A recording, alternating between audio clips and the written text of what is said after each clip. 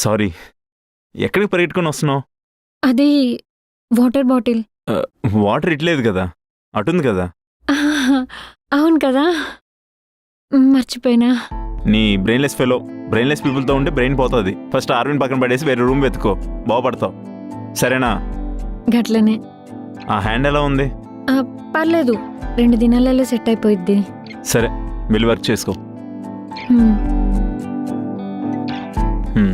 Subbu, sir. ఇందాక ఎందుకు call చేసావు? గది బై మిస్టేక్లో వచ్చింది సార్. ఓ సరే, వెళ్ళు.